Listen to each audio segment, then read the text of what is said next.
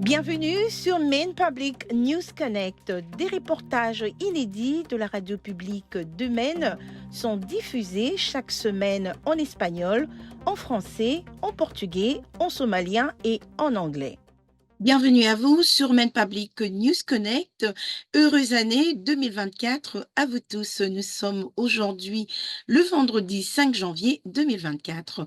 Les principaux titres de la semaine dans ce bulletin d'information, nous parlerons de l'ancien président Donald Trump disqualifié du scrutin.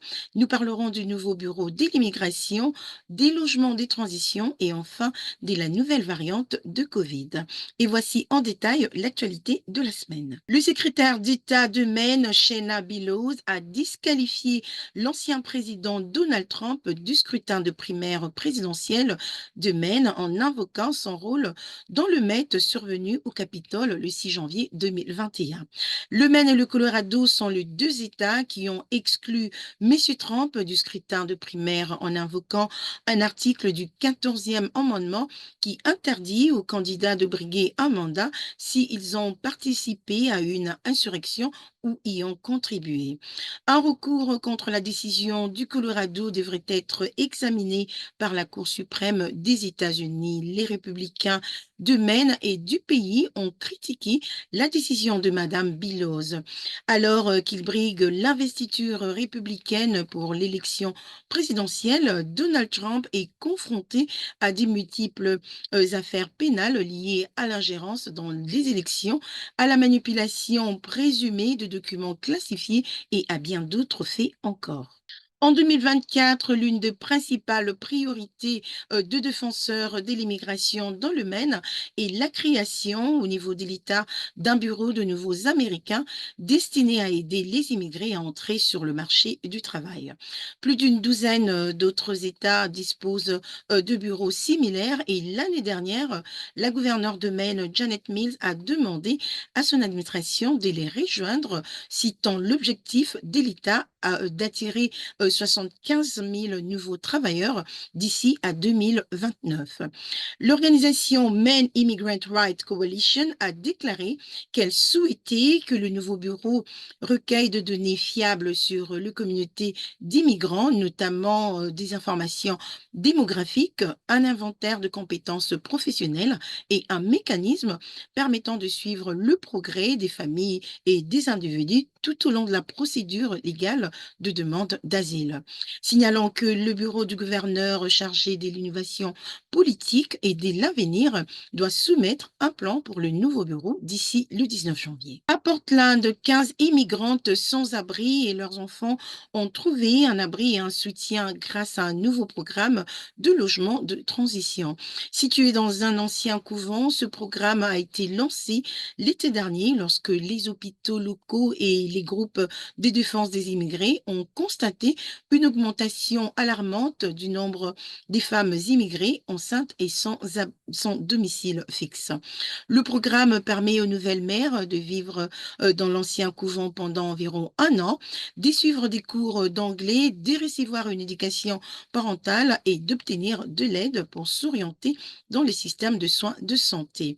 Le programme est financé par l'État et des philanthropes privés. Le groupe qui les gère espère qu'il servira de modèle à d'autres projets similaires.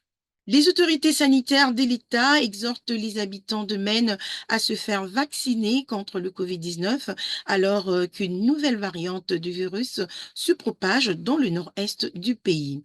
Le nombre de cas augmente dans le Maine avec plus de 1000 nouveaux cas par semaine depuis le début du mois de décembre. L'été dernier, lors d'un creux de vague, le Maine n'a enregistré qu'une centaine de nouveaux cas par semaine.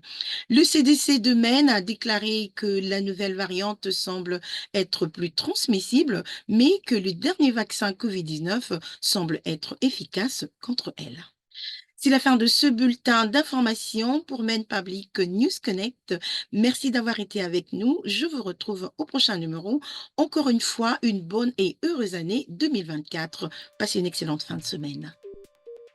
Merci à nos excellents partenaires communautaires pour leur soutien et leur contribution à ce programme. Maine Public News Connect a été rendu possible grâce à des donateurs individuels et à des fondations de partout dans le Maine, ainsi qu'à KOU et Patricia Ewan, Seaport Credit Union, Hannaford Supermarket, Maine Housing et IDEX. Maine Public News Connect est rendu possible par KOU et Patricia Ewan qui se sont engagés à combler les différences culturelles au sein de nos communautés. Juntos. Ensemble. Warajir. Junto. Seaport Credit Union. Together. Hannaford Supermarket, qui célèbre la diversité de ses employés, de ses clients et de ses communautés et s'engage à favoriser un environnement accueillant. Ensemble, ils sont plus grands que des produits d'épicerie. Et pour en savoir plus, rendez-vous sur le site internet www.hannaford.com.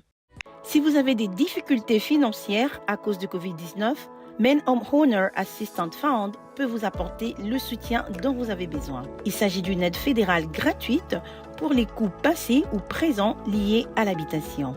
Faites votre demande dès aujourd'hui et assurez la sécurité de votre famille et de votre maison. Vous pouvez comparer les plans d'assurance maladie et obtenir une aide financière pour réduire vos coûts. Sur ce, veuillez consulter le site internet coverme.gov, qui est une ressource permettant de trouver une assurance maladie adaptée à un prix raisonnable.